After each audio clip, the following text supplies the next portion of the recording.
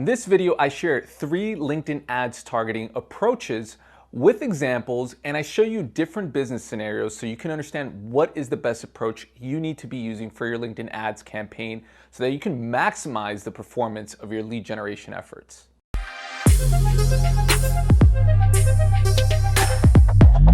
Hey YouTube fam, welcome back to Market and Hustle. My name is Zaryn, and on this channel we simplify marketing so you can accelerate your business growth. And if this is your first time here, welcome, and consider subscribing as we publish weekly videos where we share strategies and tactics for lead generation campaigns as well as e-com sales growth tactics. LinkedIn advertising allows you to reach over 760 million monthly active users of professionals that are using the platform. And there's a lot of ways we could do this, but some tactics are more precise while others are meant more for a mass audience. So if you could imagine, let's say this target audience you're going after is represented by this gentleman here in this picture, Billy, who's a decision maker. And if we wanted to target Billy from the most broadest perspective, we would want to target the industry and the seniority level that he represents.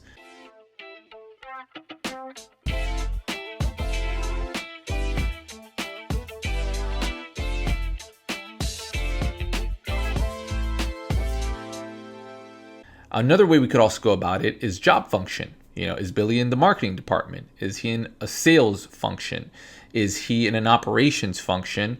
And we could also layer on seniority so we can go after the decision makers. Or if there was an influencer of the decision, we can have the job function, and then we could break out 2 different campaigns, one for the seniors and then one for maybe the influencer of the decision. That's maybe a manager level versus like a director or VP level.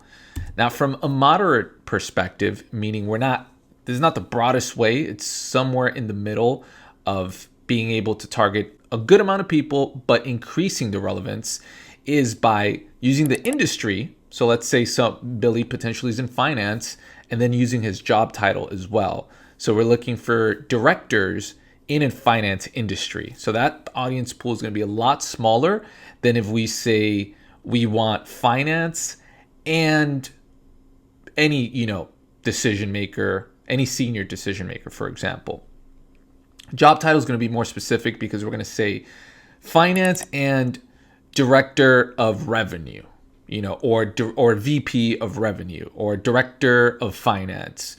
So we're going to narrow that down. Now, the most precise way is if you're using an actual account list of all the key businesses you're trying to target and the job title. Now, this is going to be, and this is actually a very common approach. Your audience gets very small, but your ads get very relevant because you're talking to the most influential decision maker. Now, keep in mind that most B2B buying decisions, actually over 50% of those buying decisions include stakeholders from other departments. So even if you're selling like a tech product, there might be people in the finance team that hold budgets that are actually part of the decision-making process. So just keep that in mind. Now, let me show you how this sort of translates to a business scenario. Let's say you have a SaaS product that you're selling to a mass market. In this case, let's just say QuickBooks, which is an accounting, a bookkeeping software that a small business can use. They might have an enterprise solution, but this is actually something that I use. So I would say it's mass market in the B2B world because anybody that runs a business is going to need to actually use an accounting software. So in this situation, you want to go the broadest.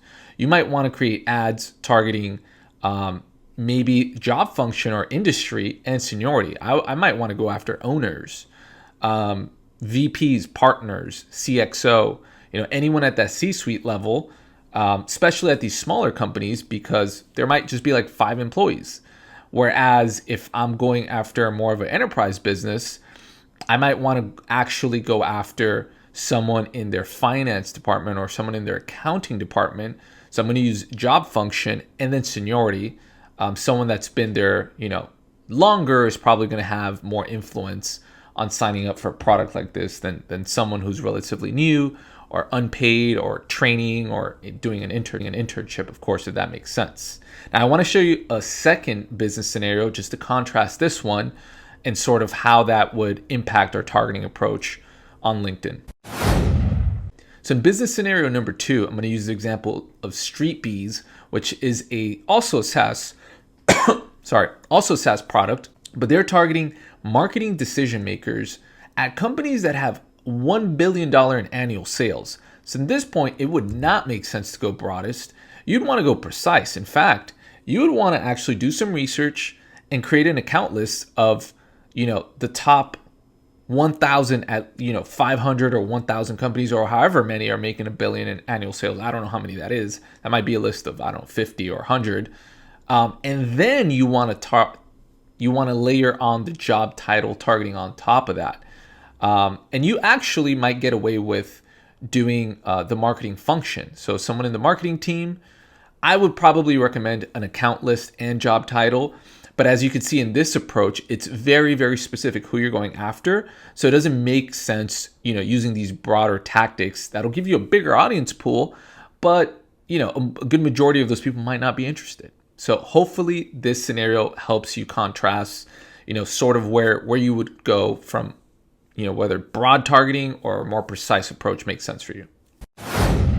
Hey YouTube fam, if you haven't done so already, make sure to download our latest B2B lead gen cheat sheet for service-based businesses that has a ton of insights and tactics to help you get the most out of your B2B marketing efforts. There's some creative examples in there for ads on Facebook, LinkedIn as well, but I would highly encourage you to download that. It's going to be a great use to you guys. You can get that by following the link below in the description.